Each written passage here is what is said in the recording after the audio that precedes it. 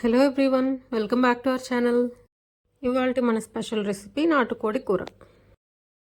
దీనికోసం ముందుగా ఒక గిన్నెలో నూనె వేసుకుని బాగా వేడి చేయాలి. నూనె బాగా వేడయ్యాక దాంట్లో చిన్న చిన్నగా తరిగిన ఉల్లిపాయ ముక్కలు వేసుకోవాలి. ఒక 4 ఉల్లిపాయలను కోసుకున్న ముక్కలు వేసుకోవాలి. ఒక 4 పచ్చిమిరపకాయలను 2 ముక్కలుగా కోసుకొని వేసుకోవాలి. ఇప్పుడు ఆ ఉల్లిపాయ ముక్కల్ని బాగా వేయించుకోవాలి. ఇప్పుడు ఒక గుప్పెడు కరివేపాకు కూడా వేసి బాగా వేయించాలి.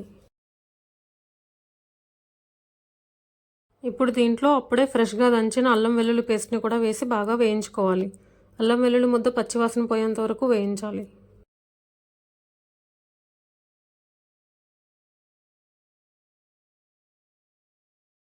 ఇప్పుడు ఉల్లిపాయలు బాగా వేగి కొద్దిగా రంగు మారిన తర్వాత ముందుగానే శుభ్రం చేసి కడిగి పెట్టుకున్న చికెన్ ముక్కలను దీంట్లో వేసేయాలి.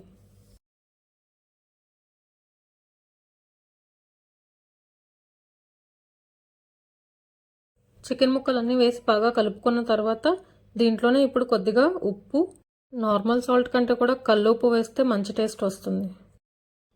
కొద్దిగా పసుపు, కొంచెం ధనియాల పొడి, 2 స్పూన్ల కారం, 1/2 టీ స్పూన్ జీలకర్ర పొడి, 1/2 teaspoon garam masala powder వేసి బాగా కలుపుకోవాలి.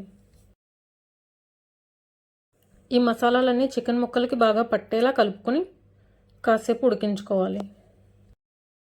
కాసేపు లో ఫ్లేమ్లో ఉడికిస్తే చికెన్లో నుంచే వాటర్ సపరేట్ అవుతుంది. ఆ వాటర్తో ఉడికించుకున్న తర్వాత తగినన్ని నీళ్లు పోసుకొని ఉడికించుకోవాలి. చికెన్ ముక్కలన్నీ బాగా మెత్తగా ఉడికే వరకు ఉడికించి దించేస్తే సరిపోతుంది. నాటుకోడి ఉడకడానికి కొద్దిగా ఎక్కువ టైమే పడుతుంది. బాయిలర్ లాగా త్వరగా ఉడకదు ఇది.